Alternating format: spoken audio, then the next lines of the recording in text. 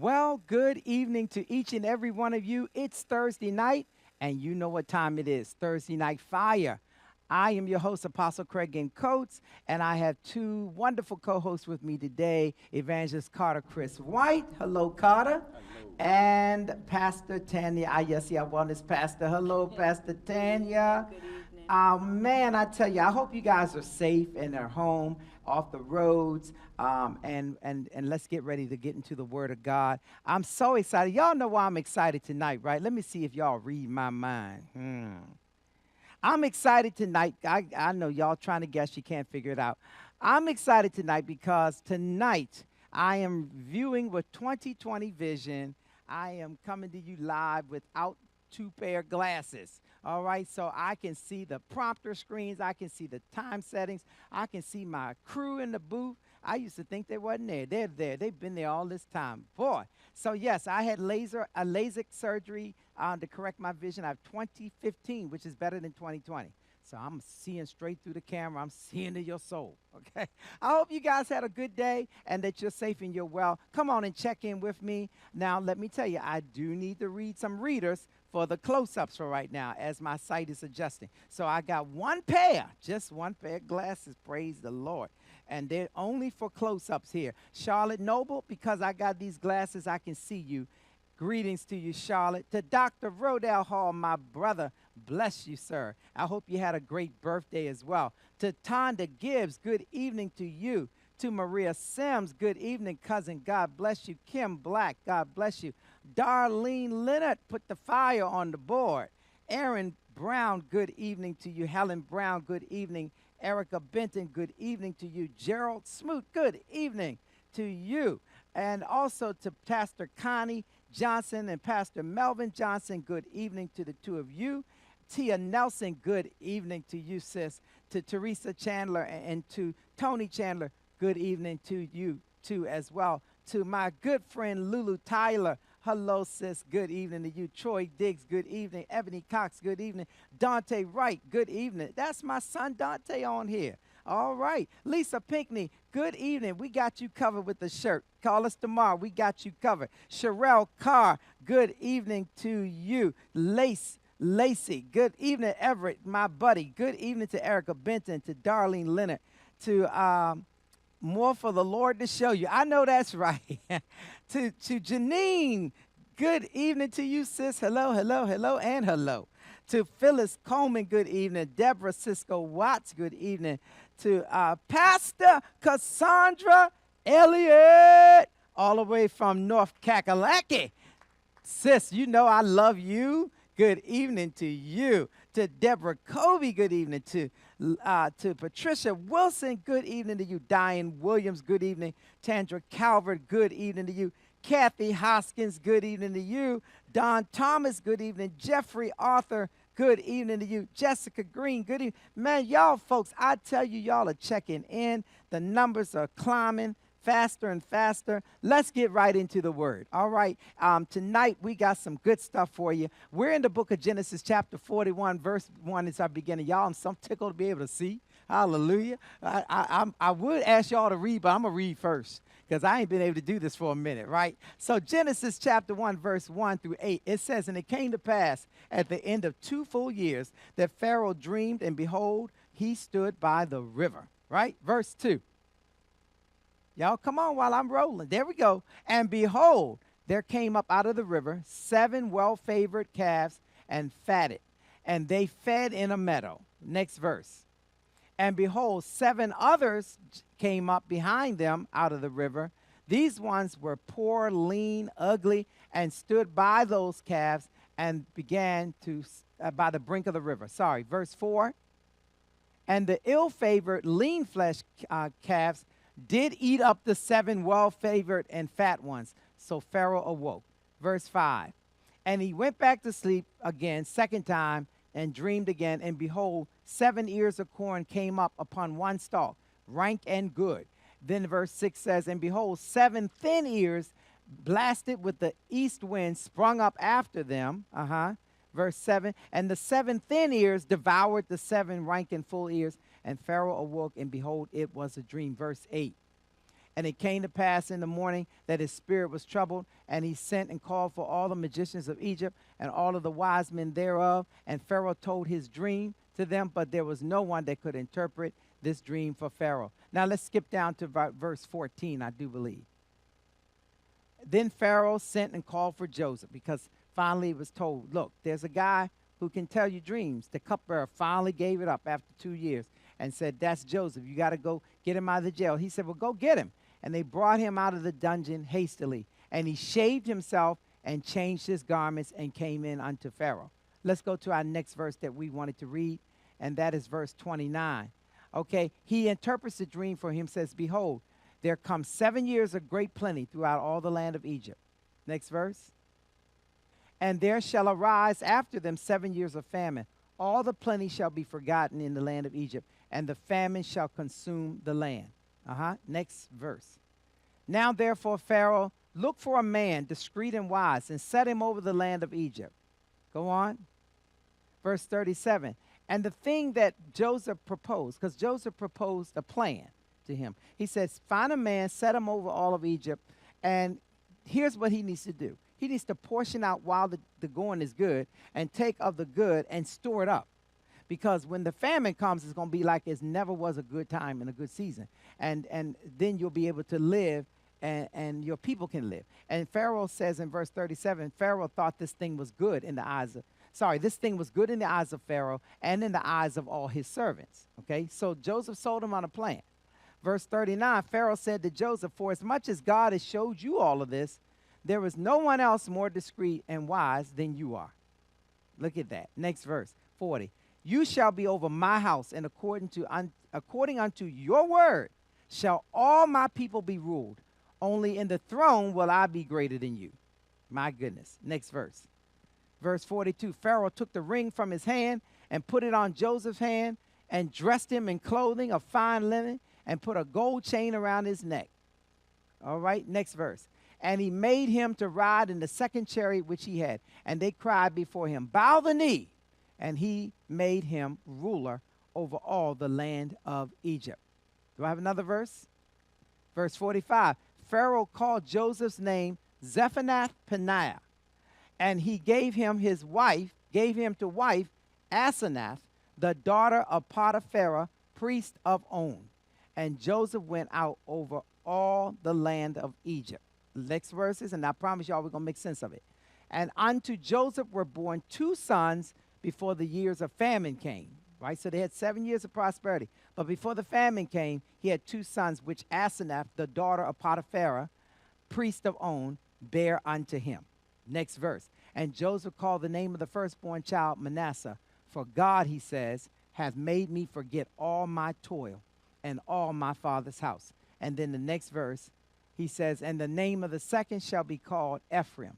For God hath caused me to be fruitful in the land of my affliction. All right, y'all, let's get on to this now. As we have read a full chapter pretty much, skipped around a little bit, Joseph comes out of the prison because he is a dream interpreter. The cupbearer remembered him and said to Pharaoh, I know someone who can interpret your dreams. And so Pharaoh says, go get him. They bring Joseph. The scripture we read says Joseph had to shave and change his garments. Okay, he'd been incarcerated all this time. We know he'd been in jail at least 2 years and possibly definitely longer because he was given authority over the prisoners. So he was a steward in the prison, right, where he's supposed to be incarcerated. He's given a lot of freedom and favor. And then one day the cupbearer and the baker, who are both in prison, they worked for Pharaoh in his house. They both get a dream. They have a dream. And he interprets for both of them. 3 days later, they're both out. The dreams come to pass. But for 2 years, nobody mentions Joseph, all right? We talked about this type of thing when you're incarcerated, you know, how easy it is to take offense when you've helped somebody else out, but they act like they don't remember, right? But we came to the conclusion that God had a set time for him. And then, of course, Carter Chris shared about his 19 years, that God had a plan why he had him there for 19 years to really prepare him for his calling, all right? So tonight, we're going to really focus in on this thing. We're going to fine-tune y'all, and I want y'all to follow this tonight because I want to share with you from my African history awareness, things that I've learned over the years with African-American studies, and I want to share this culture thing with you because I believe it's going to be the key to helping us make sense of some offenses in our lives and some of the offenses in our children's lives, perhaps, or siblings, to help them understand where they are and how do we get from there to the next stage in our life. How do we get unstuck, all right? Because we could talk about this all day long, but if we don't get unstuck, then we are still stuck, okay? And so he comes out, he interprets the dream, and then he actually counsels Pharaoh with wisdom about what to do with the 7 years of prosperity. I think we can all agree that there are folks who are suffering, and some are suffering not just because of the pandemic and the drought and the famine, but we're suffering because of poor management, okay? Poor management. You know, when that first stimulus check rolled out, you know, I was really concerned because I'm saying, you know, I'm hearing all of the reports in the stock market about how, you know, as soon as the stimulus comes out, people start spending in the economy. And I'm saying we don't need to be spending that because based on what I'm seeing here and what I'm hearing, this pandemic is going to last a minute. And if we're out just spending it on frivolous things to make ourselves feel good, when that famine really hits, we're going to see hard times. And such is true. We are dealing with a famine in the land right now. We are. And so he gave him some wise counsel. And as a result, Pharaoh said, well, I like your plan. And I think that based on your plan, you're the most wise and qualified person to oversee all of this. In fact, I'm going to put you over everything in Egypt. The only person greater than you is me. All right? And immediately, he changed Joseph's appearance. He gave him a ring that was his ring, the king's signet ring. All right? He also put fine clothing of linen and all on him, dressed him up. All right? And he changed his name, and he gave him the latest Cadillac. Got him a chariot that he rides in, and those chariots were fabulous, by the way, right behind Pharaoh. If you do any research of Egypt and the treasures of Egypt, you will find they lived lavishly, okay? Gold, silks, and the finest of everything was right there. So Joseph has come from, I'm looking at you, Chris, for a reason.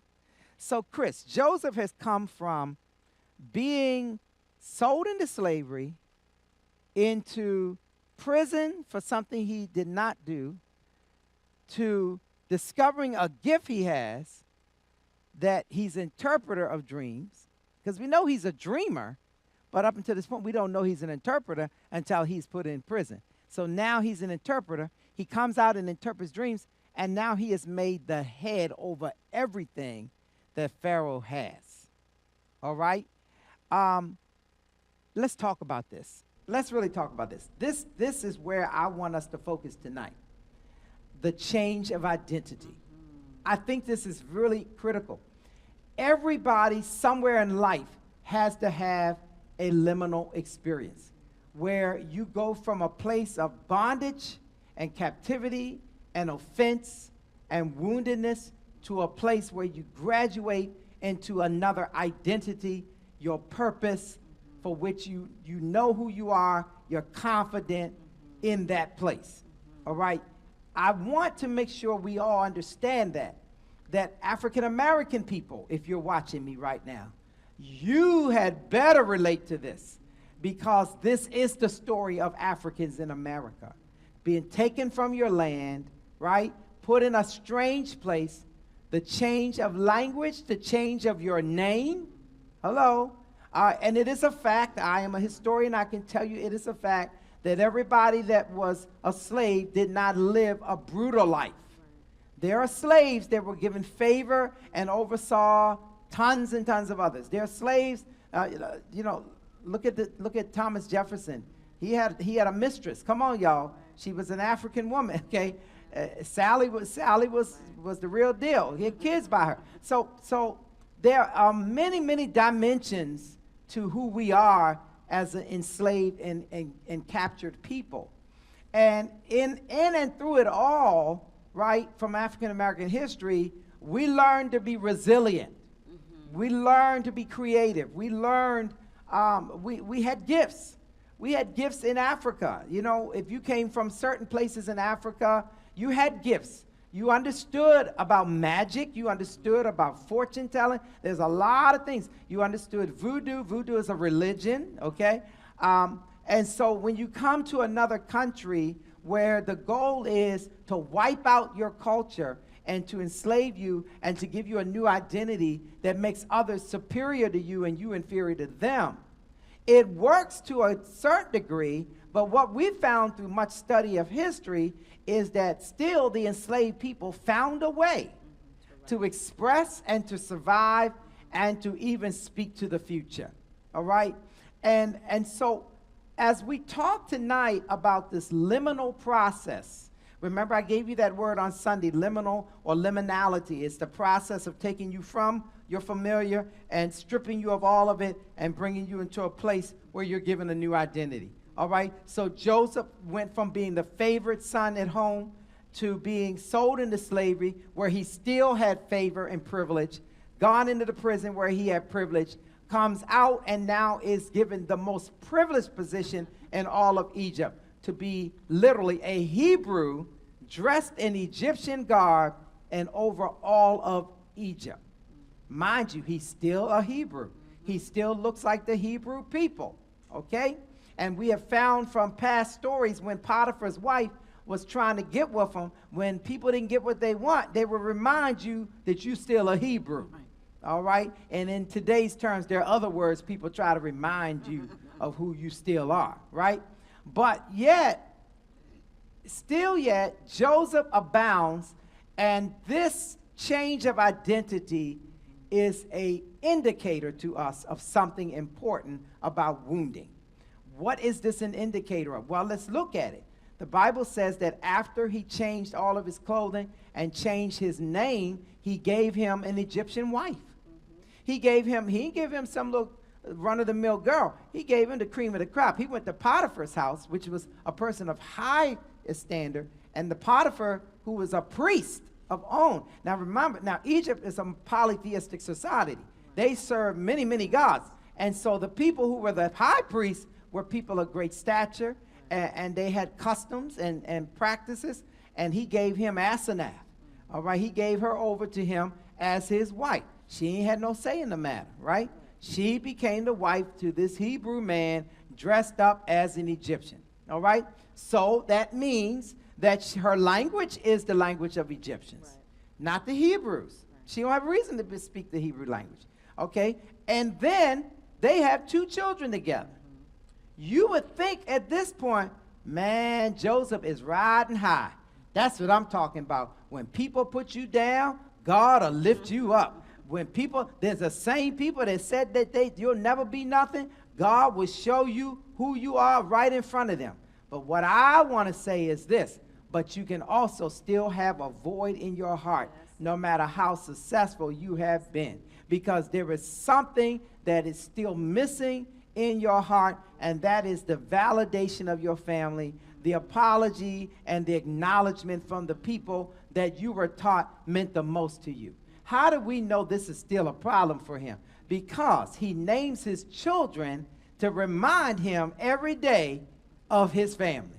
He said, the first shall be named Manasseh, because God has made me forget my family. Well, if you forgot him, then how in the world can you forget him and be talking about him, Joseph, at the same time, right?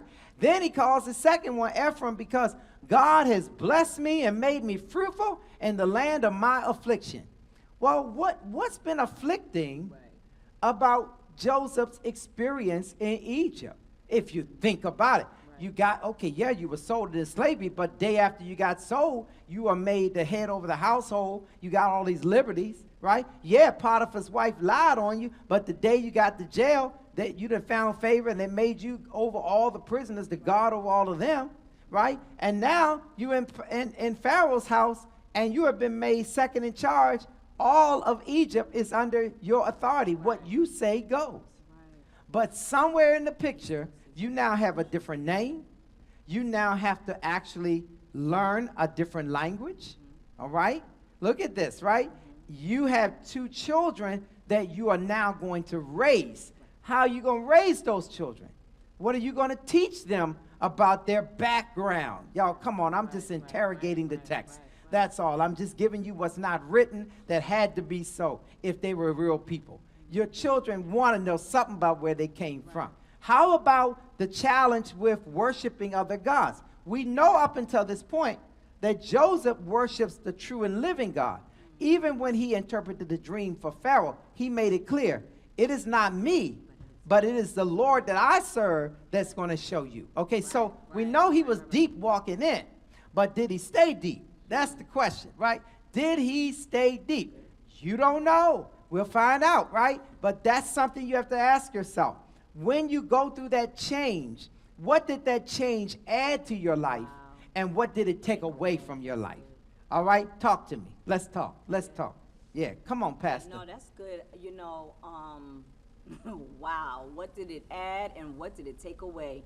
You know, we at times when we do feel like we've arrived or that we have now accomplished or we've come to a place of liminality, you know, that here I am and now I'm in a better place, even though I recognize what I had to let go to become, what I had to incorporate to become.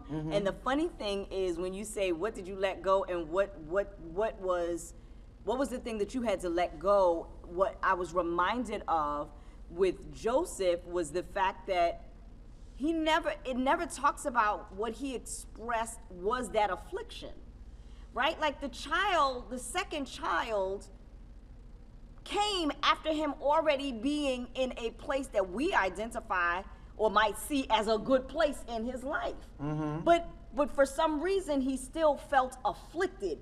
There is that internal turmoil that we sometimes deal with because of the lack of recognition or the lack of validation. Wow, yeah, I'm still chewing on that piece. Because everybody goes through that change. Yeah. But we don't always come through that change really healed. You know, life is good, everything, but there can be things that are still in our heart. And all the success in the world doesn't take away from it, but the things we start doing still reflects it. There still reflects that in our heart. You know, I know some very well-known names in the industry of entertainment they're some of the richest people in the world, but family-wise was a disaster. Was an absolute disaster. Think about this, you know, because sometimes we tend to think because people have money and because people have reached a certain level of status in the community or in culture, in, you know, in pop culture, whatever, that we think that the problems are solved. But in actuality, that whole transfer, that whole transition into becoming a celebrity or whatnot, or becoming this known person, known politician, whatever, that also comes with some pain. Look at how many suicides. You know, I think the about number of suicides. suicides. Oh my God, I think about so many people who Drugs. have reached this component. Yet, you know, one of my most favorite actors was Robin Williams, and he suffered with depression, and he suffered with this component that there was this void. Look at the Whitney Houstons of the world. There were so many people that have reached a level of what society sees as affluence or I'm there. I've arrived, right? But there is that quiet voice that we have to recognize about ourselves, and what is it that we are trying to ascertain that validation from, right? Like, who is it? Who is it that we're still trying to get to recognize? Absolutely. Sometimes we're still saying, I'm moving forward, I'm good, but I'm moving forward because I want you know, so-and-so, mom, dad, uncle, cousin, to say, wow, you really did make it. There are some people in our lives, we're not really looking for them to validate that we did it, but we want them to validate that they recognize that we are there. Yeah, and you said it, you know, it can be the highest level of achievement ever, but you still are not fulfilled because there is that voice that spoke over you. You know, there was that brother or sister that never liked you, and you find yourself still battling even though you're successful, you know, and of course, you know, I don't call any names out in terms of celebrities, but I have found that the success of their music is their pain. You know, out of their pain, they have written some of the most heartfelt songs and poetry and books because it came out of their pain. And I do believe that though Joseph was riding high, when he named those two children, there's something that was still there. And he was convincing himself that I'm above it, I'm past it, I have forgotten my family. Okay, but you have named the children, and you can't tell me that your children don't have some of the traits of your mom and daddy. Yeah. Come on here, come on. Yeah. You're a good-looking boy because your mama was good-looking. You know, now I'm sure the eyebrows, the eyelashes, something look like, because that's what God will tend to do. The very people that you want to forget, your kids start looking just like them and acting like them, you know? And that's because we don't achieve things in order to get rid of pain. Right. And we have to understand that the change of identity can work for the good, Yeah. or it can be a very negative thing. And as we'll see moving along, that it definitely has worked toward the good, but it brought Joseph full circle. And let me talk to Chris in just a moment, because I meant to say, this is what I want us to identify. There is a culture of nurture. Everyone has a culture of nurture. And if you really want to get to the root of how to break the spirit of offense, you got to look at how you were raised, how you were nurtured. Okay, the culture of nurture. Maybe your mom didn't raise you, but your grandmother did. Okay, yes, mom's rejection is something you should expect to feel something about. But grandma's love is something you should also be acknowledging, okay? Look at the culture of nurture in which you were raised, okay? Listen, you know, I want to know, how were you raised? How were you raised?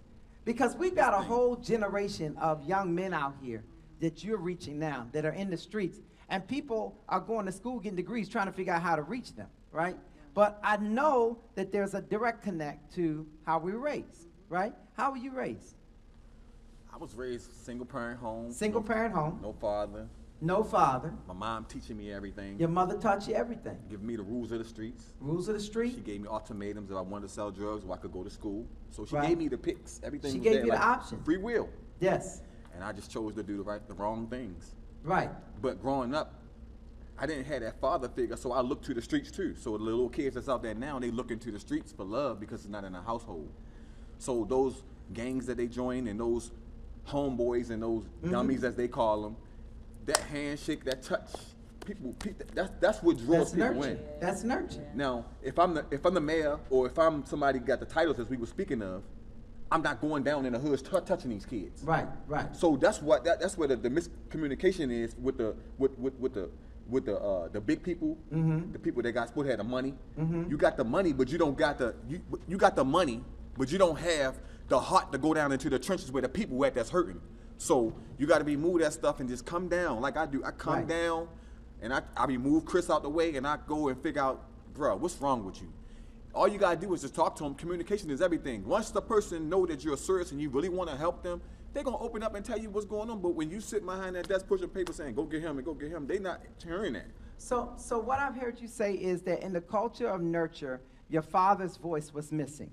It's missing. And actually, the voice was replaced by the older drug dealers and guys in the street that show you the way of the streets. And to a person whose father was not there for whatever selfish reason or reason beyond his control, the voice that is there, you see that as love and acceptance. Right. You know, and so when we hear people always saying to young people, you don't need to become like them, but the them you're talking about, the only ones that's showing them love and looking out for them, buying them tennis shoes when they don't have it, make sure they got this backpack for school, and that's the drug dealer on the street, and that is the person that child respects. So then when you go to attack that person, that child does not accept that because you're attacking someone that's shown them love. Yes. Okay? On the other side of that, at the same time, you fail to acknowledge that for whatever reason, your relationship with their father wasn't one that would allow the father to show them love.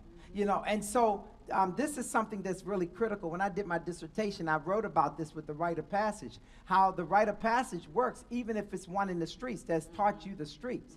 Okay, and that means that it was the culture of nurture first. This is who picked you up and loved on you. This is who I'm sure you respect your mother. I don't care how old you got. Your mother could say something and you chill right out. Am I right? Because she showed that love. She showed that love. And so you know, this is why when young black boys went to school back in the 70s, a fight would start if you call somebody's mama on anything. And this was because of two things. Number one, by the 70s and the 80s, we start seeing the absence of the black father in the home for many reasons, okay?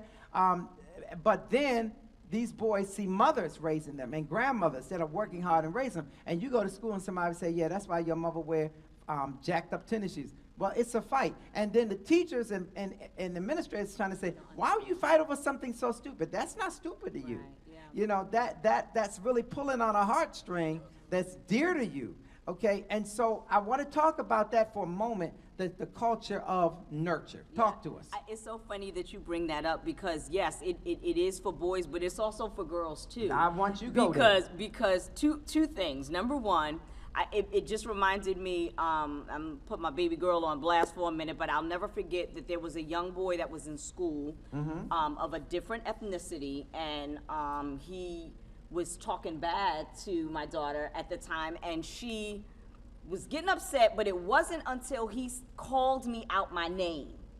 And my daughter went off and hauled off and slapped the boy. And I said, what is wrong with you?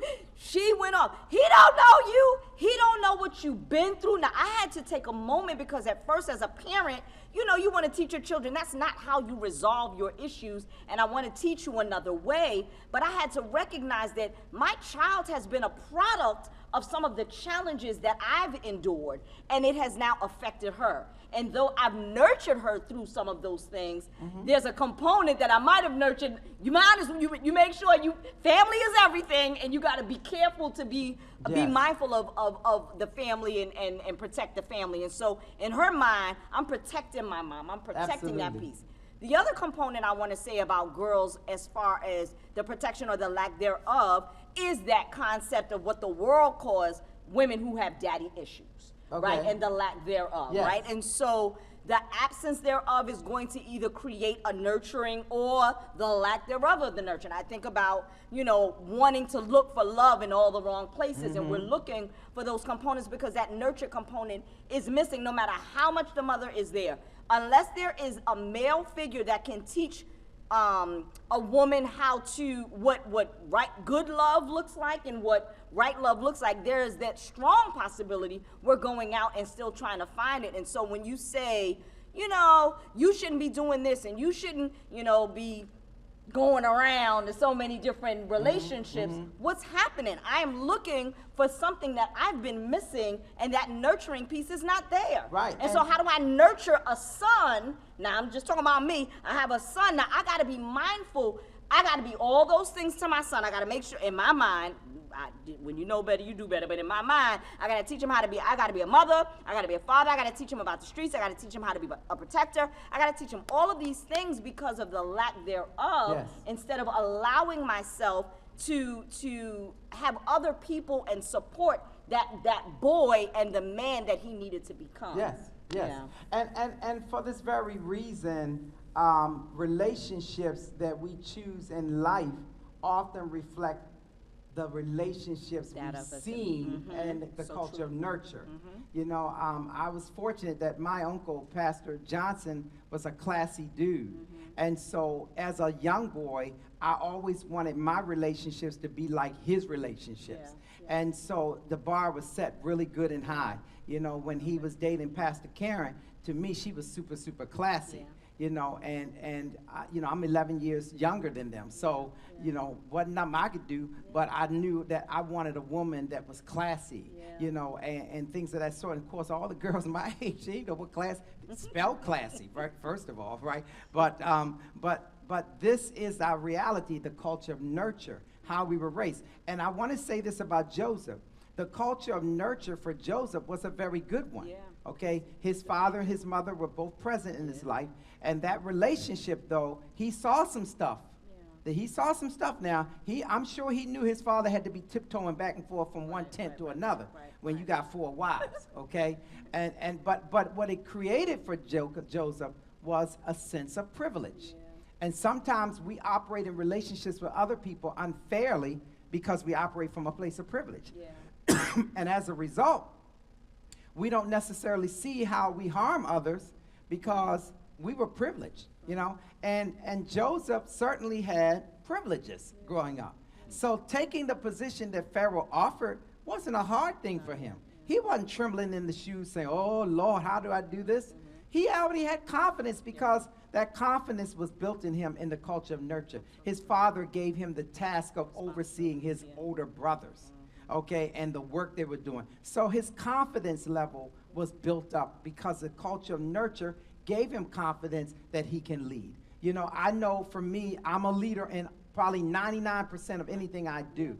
I rise to the top as a leader because from the tender age of 11, I was taught to be a leader. I was a musician. I was doing those things. I was in the acting business, and I learned to lead. When I got to high school, I took a modeling class, fashion modeling class, and a year later, the teacher of that class stepped down, and I stepped up. I'm in 11th grade leading a group, only having had 1 year of experience myself, and then in the next year, I'm designing clothing, because it was in me. I was nurtured to lead. But a lot of people have not been nurtured to lead. You've been nurtured to just follow, all right? And that culture of nurture, no one told you you should be a leader. They have always told you you need to be a follower. You need to follow. You need to, and instead of pushing you to be innovative and be the leader.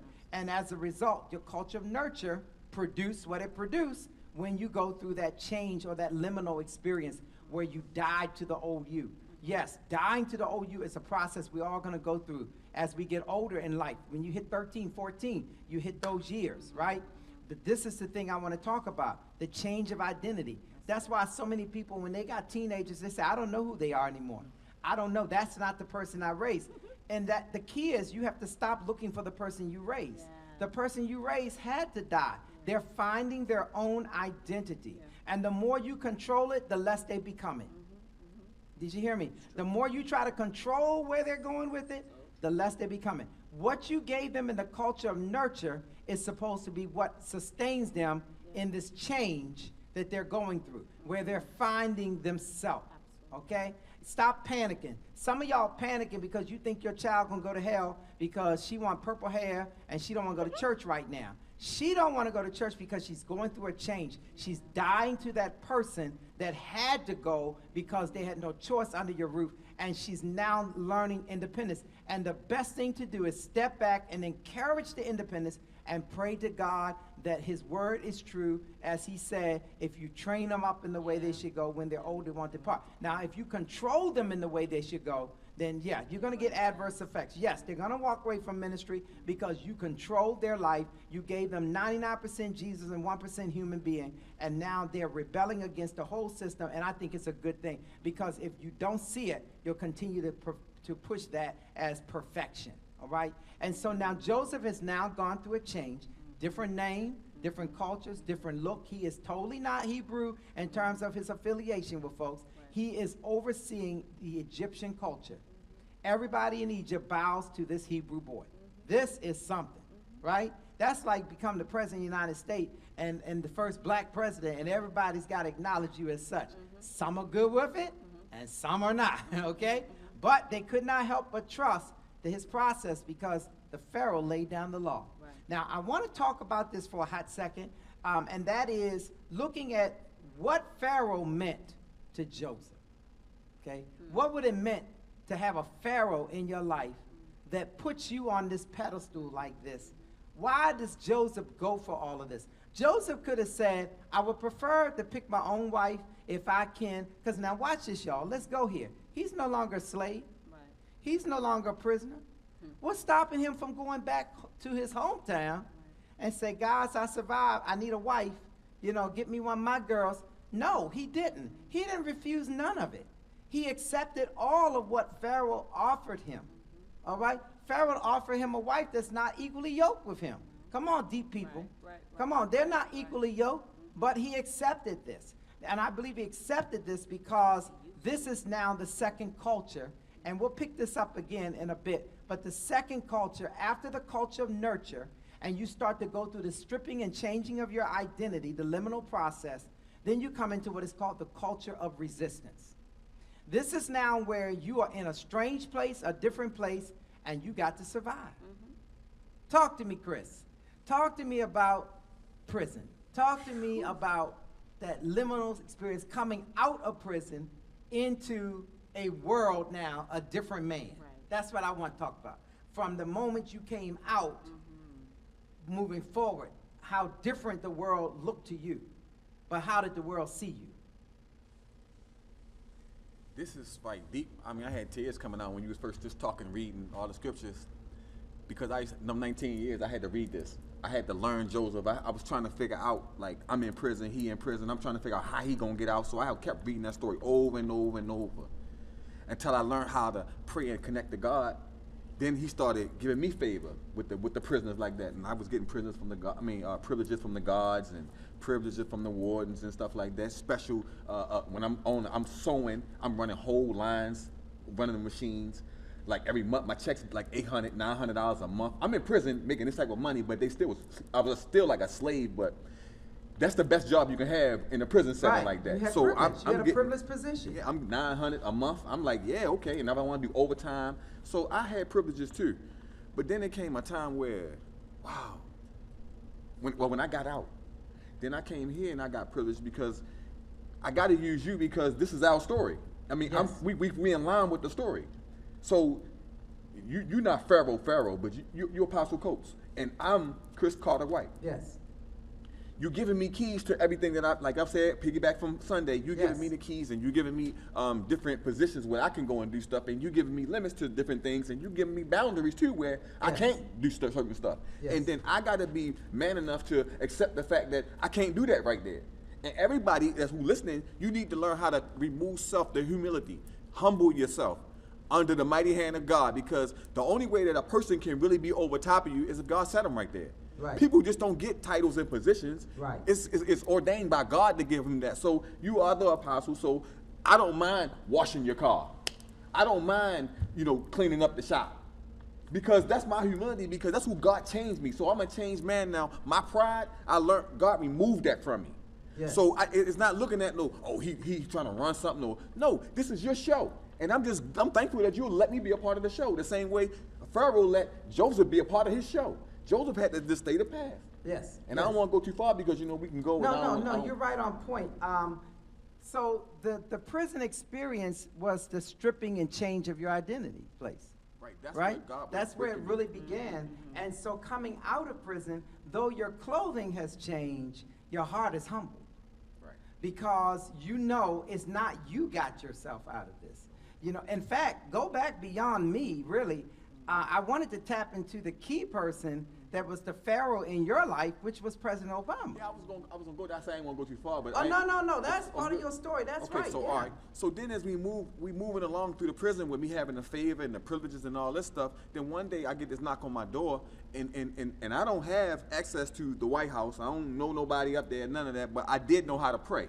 Yes. And God used the most powerful black man in the world, and he's still my president. And then Obama sends me a letter, and I get to sit there on my bunk and on lockup and read a letter from the president of the United States with my floor just soaking wet with water, because so many tears was coming. That was my release. That was God answering my prayer, saying, "Chris, I'm going to change everything. I'm going to shift you. Wow. Now look, you got to take this same hustle, this same tenacity, this same drive that I gave you in the beginning, and you decided that you wanted to go and do illegal stuff with it. You took your gift that I gave you and you used it for evil. Now I'm going to give you another chance, and you better use it for good." So when I made my pact with God and I said, "Lord, listen, if you let me out this time, I'm going to go out there, I'm going to feed your people, I'm going to do whatever you need me to do." So that's why when you see me today, I've been asleep for 19 years, I'm wide awoke, and there's not a mission that it's not a mission impossible for me to do.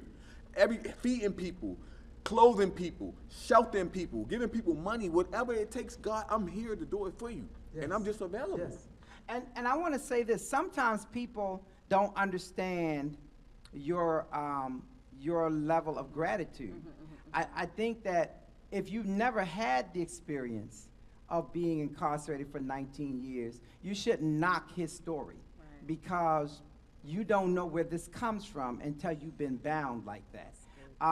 And so I understand that it's gratitude, that it's owing your life to God, and you're determined to serve. But sometimes when we haven't been through enough, we tend to, let me just be straight up. Some of us have not even had the change yet. Right. You said, I love you, Lord, I want to be saved, but did you go through a stripping? Right. You know, did you go Wow. through something Wow. that really, really changed your identity? I'm talking to folks that can put Jesus on the shelf real quick. Okay? Question is, maybe the reason why he keeps getting put on the shelf because he's not in your heart. My God. In other words, the heart change is a stripping process. It really is. So you can't dress up till you strip down. You know, and so what Joseph was wearing and the things he had the privilege to wear, the title he wore, the position he wore, it came from being stripped down first. Oh, yeah. You know, and so here he is now, a whole new life with a family, a whole new family with a whole community that respects him regardless of whatever was the past. People who are looking past his Hebrew nature and respecting the position. He now has a wife, family. He got a father-in-law that's a priest of On. He's got all kinds of influence in his life. And so the culture of resistance, he's doing well. He's doing well, okay? But there's a third culture coming that we start talking about on Sunday, the culture of return. What happens when you got to come face to face with the very thing that wounded you? All right? This is tonight's lesson. I pray that you've been blessed and that you received something from this lesson tonight. It is my desire to integrate ministry along with mental health, along with real life experiences, the social, the emotional, the physical. We need to look at all of these aspects because when you talk about the spirit of offense will impact your life in every way. Socially, you know, he could have been so messed up over his past 30 years that he said, you know, now I got this position, nobody can touch me. But we're going to see something next week. Starting this Sunday, we're going to see what happens in the culture of return. All right, God bless you. I pray that this has been a blessed time for you. If you're in need, I pray that you will reach out. There's a young lady that reached out. I asked for her information. Can someone please make sure we got it? Okay, Quetta Green, we need your information, please. We're ready to help you. We need your information. Please give that information ASAP. All right? And to each and every one of you, stay safe and stay well. And Lord willing, we'll see you back same place, same time on this coming, actually not same time, Sunday at 11 a.m. Okay? What's that? Yes, well, all the information is already up on the screen if you need prayer. That they've been popping that up there already. So you've been following the directives, I pray, that have been put on the screen for prayer. And anyone that wants to give your life to Jesus Christ, this is a perfect time to say, I'm ready for the change, Lord. Okay, we're going to bring this all together. But I wanted to get you to see Joseph's life in real time, to see that he actually starts living another whole life, separate and apart, that doesn't require he ever have to go back to what wounded him. But God is not done with his story. All right? The Lord bless you and keep you. I pray that you all can join us on Saturday evening at 5 p.m. on our Zoom ID 451-301-5200 for an important town hall meeting about educating and vaccinating the African American community, that the numbers are very low represented, and we have a plan. Please join us for that important town hall meeting on Saturday at 5 p.m. All right, Sunday at 11 a.m., same place, same time, Lord willing, we're going to bring it on in. All right, God bless you. From me and the crew, you matter.